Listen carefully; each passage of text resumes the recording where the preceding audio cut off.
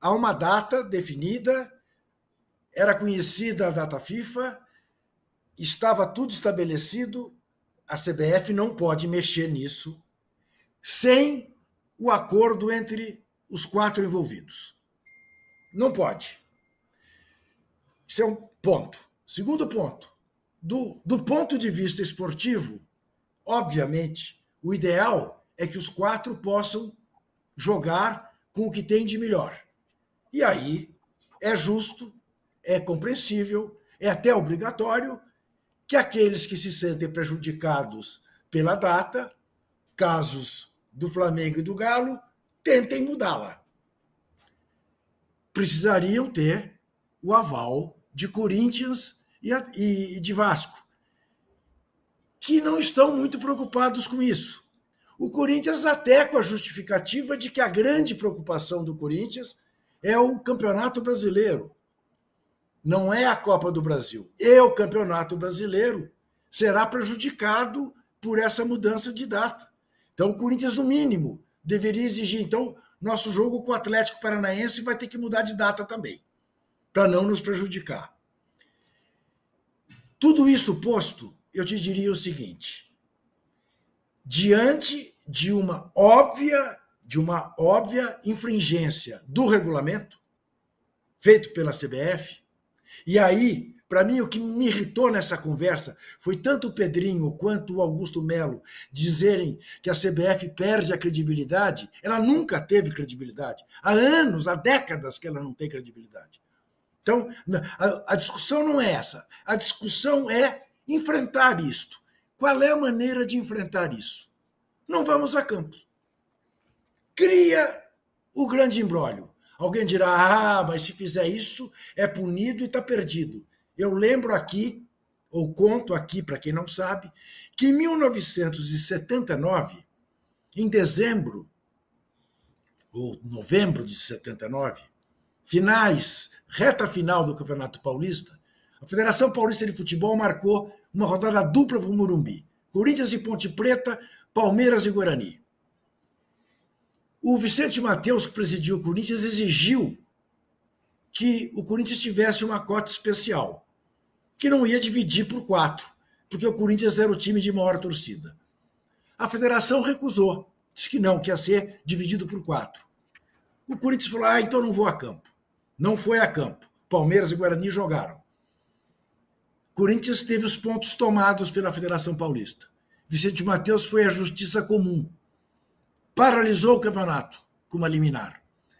O campeonato só continuou em janeiro do ano seguinte, em janeiro de 80, depois de férias de jogadores e tal. O Palmeiras, que vinha jogando fino da bola, Palmeiras de Tele Santana, tinha metido 4 no Flamengo, no Maracanã, num jogo extraordinário, que valeu ao Tele ser chamado para dirigir a seleção na Copa de 82, perdeu o ritmo, ficou igual a Corinthians para jogar a semifinal. O Corinthians eliminou o Palmeiras e acabou ganhando o campeonato nas finais com a Ponte Preta de novo. Foi bicampeão. O Vicente Mateus teve peito. Não ficou na ameaça. Falou, ou paga ou não jogo. Não pagou, não entrou em campo. Não entrou em campo. É o que o Corinthians e o Vasco tem que fazer. Eu gostaria de ver a CBF enfrentando a segunda e a quinta maiores torcidas do país. Que esses presidentes convoquem seus torcedores para frente da CBF, em paz, sem violência, mas se manifestando todo dia. Eu quero ver se a CBF aguenta. Então é por aí. Não adianta. Ou a CBF recua, ou é a única atitude que esses clubes têm que tomar. Não é ficar de zuzuzum.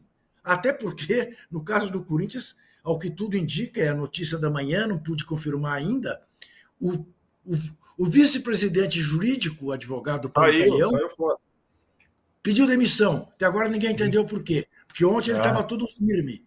Né? E, talvez porque o presidente já esteja recuando do que um cara que queira cumprir a lei esteja fazendo. Mauro, coloca sua colher nessa história aí. no Corinthians não querendo mudar, o Flamengo querendo mudar, a CBF mudou. Diga lá. Acho que o maior problema nessa hora é que o pessoal começa, um clube atacando o outro, né? Como se não existisse um inimigo em comum. O inimigo de todos é a CBF. O calendário é dela. O Flamengo está fazendo o seu papel. Por exemplo, vamos lá. Jornal 0 Hora, 5 de novembro de 2015. Após pedido do Corinthians, a CBF anuncia mudanças em 4 jogos da 35ª rodada do Brasileirão. No texto, né?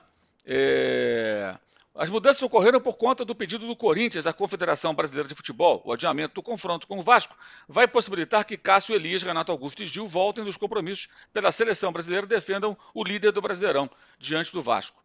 O quarteto foi convocado para os jogos contra a Argentina e Peru pelas eliminatórias da Copa 18, etc. e tal. Isso acontece desde sempre, gente. Desde sempre. O que não poderia é o Landim, além de não ter projeto esportivo, não brigar para pelo menos o seu time não ser prejudicado. E cabe ao Corinthians também defender os interesses dele. Mas o problema é que fica aí, até entre torcedores, um atacando o outro. Na verdade, o problema está na CBF. Esse calendário é da CBF e ninguém assina essa porcaria. Isso é enfiado goela abaixo. Aliás, estamos chegando em outubro. A qualquer momento, os senhores terão no site da CBF um comunicado. Calendário de 2025, com as datas. Tem foto da reunião que definiu isso? Tem o documento com as assinaturas aprovado, concordo, de acordo? Não tem, porque é enfiado goela abaixo. Então o problema é da CBF. E aí tentando resolver, porque um reclamou, ela prejudica o outro reclama e assim vai. Não é questão de beneficiar A ou B. Quando o Corinthians obteve isso em 2015, foi correto. Tem cabimento se jogassem todos esses titulares ou com os caras arrebentados que jogaram no dia anterior pela seleção brasileira? Não tem cabimento. O problema é antigo. Isso foi em 2015 e se pesquisarmos mais um pouco, encontraremos a mesma situação em anos anteriores.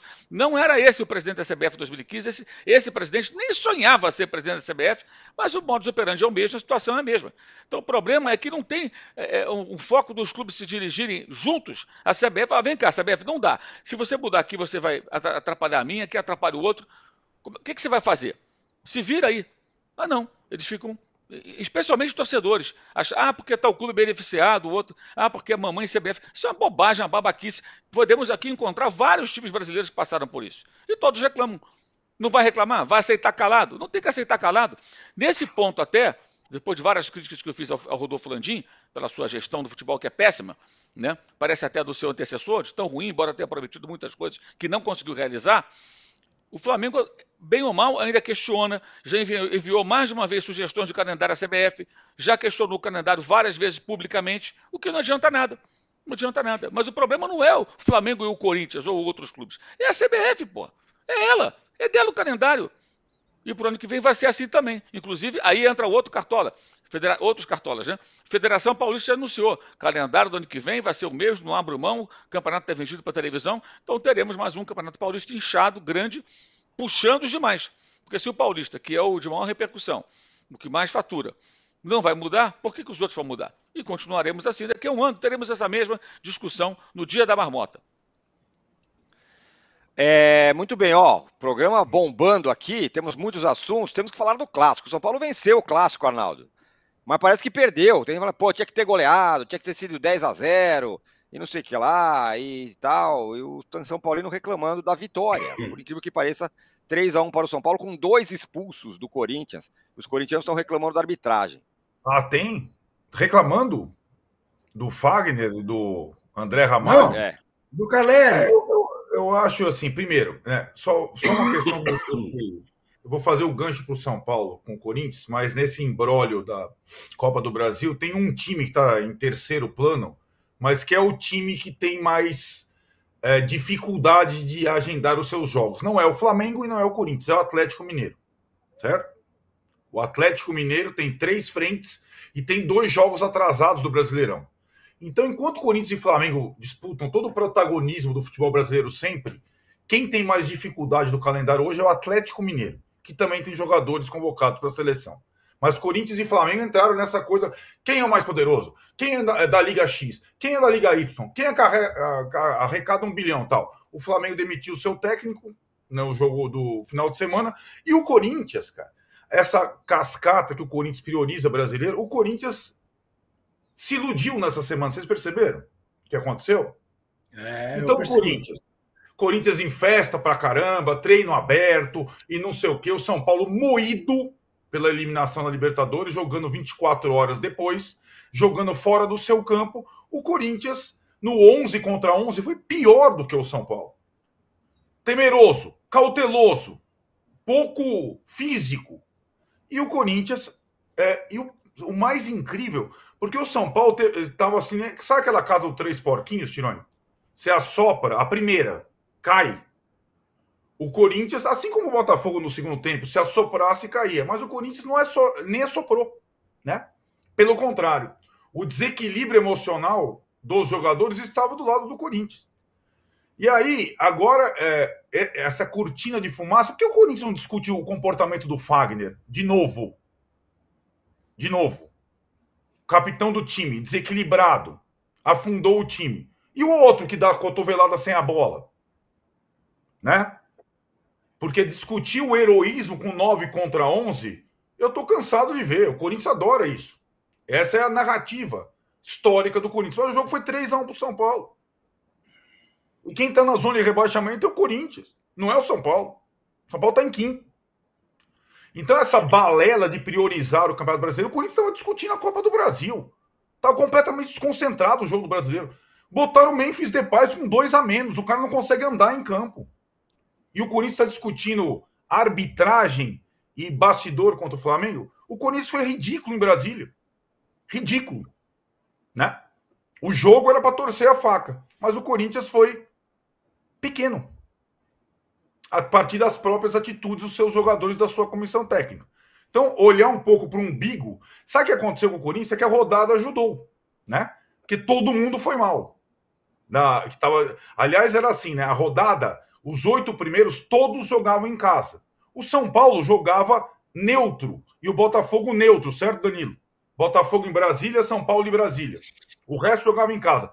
Todo mundo ganhou, menos o Botafogo. Porque não jogava no seu campo também. O São Paulo ganhou no campo neutro. Né? E o Corinthians foi muito mal no jogo, no 11 contra 11, na estratégia, no destempero dos seus jogadores. Nessa coisa aí, o Corinthians tem os seus problemas. Ele estava coqueluche, o Corinthians se embeveceu. Nossa, melhor time do país no momento, jogando pra caramba, Rodrigo Garro, Memphis Depay, treino aberto e tal. O Corinthians foi ridículo em Brasília. Essa foi a minha conclusão.